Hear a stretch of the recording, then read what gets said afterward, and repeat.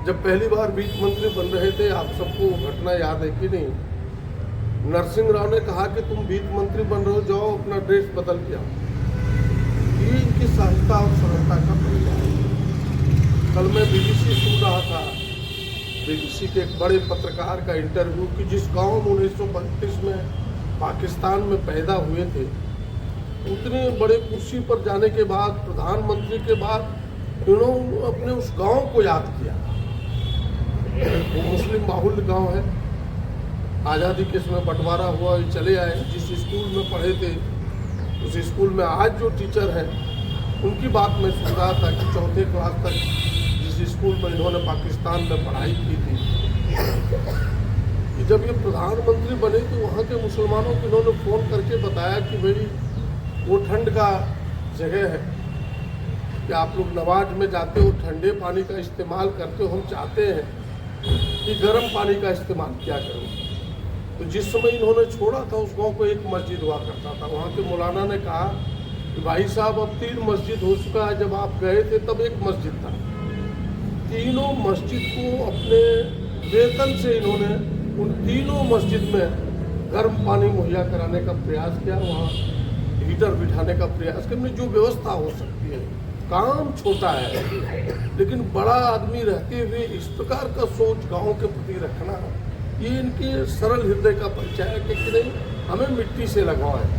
हम कितनों ऊपर चले जाए, हमें उस जन्मभूमि से लगाव है। एक एक काम, जिस कामों की आप सबों ने चर्चा की है, आज पूरा देश उसकी चर्चा की। इनकी सहजता, इनकी विनम्रता, और कभी इन्होंने इनके प्रति काफ़ी आलोचनाएं हुई। लोगों ने तरह तरह के इनके मौन पर भी आलोचना हुआ, लेकिन कभी बोल के इन्होंने उत्तर नहीं दिया, अपने काम से उत्तर दिया। ये इनकी विशेषता है कि लोग होता है कि वाचाल लोग क्या होते हैं कि भाई बोल के ही उत्तर देता है। कभी इन्होंने बोल के उसका उत्तर नहीं दिया, अपने काम से उत्तर दिया। और काम आज भी इनका बोलता है, आज भी चिंता है उनकी काम। जिस काम की थोड़ी प्रियव्रत जी ने, महात्मा जी ने चर्चा की कि मनरेगा जैसे कानून, RTI जैसे कानून, जो इन्फॉर्मेशन हम लेते हैं RTI के तहत, वो कानून, आपका खाद्य सुरक्षा कानून, जिसके तहत आज गरीबों को अनाज मिलता है, वो भी इनका देन है। भूमि अधिग्रहण कानून, जो आज किसानों को पैसा मिलता है 4 गुना, वो भी इनका देन है।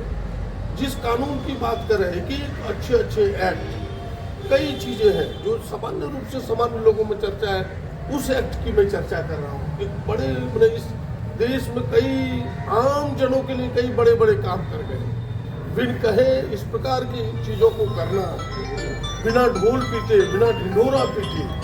आज तो एक छोटा सा काम होता है, पहले ढिंढोरा पीटा जाता है कि हमारे प्रधानमंत्री ये करने वाले, हमारे मुख्यमंत्री ये करने वाले। इन्होंने कभी ढिंढोरा नहीं पीटा, कभी उसके पीछे खर्च नहीं किया कि नहीं हमारा बढ़ाई हो, हमारा फोटो लगे। तो ये हुआ कि बिन बोले अपने काम से उत्तर देना, ये चीज़ इन्होंने किया था। और ये बिल्कुल, इसीलिए कांग्रेस के लोग भी कहते हैं, पूरा देश कहता है। आपने अगर राहुल जी के विचार को सुना होगा, तो उन्होंने कहा कि हमने एक मार्गदर्शक को खोया है जो कांग्रेस को दिशा देता था। कांग्रेस विचार को दिशा देने वाले लोग थे, भाई हम किस विचार से आगे बढ़े।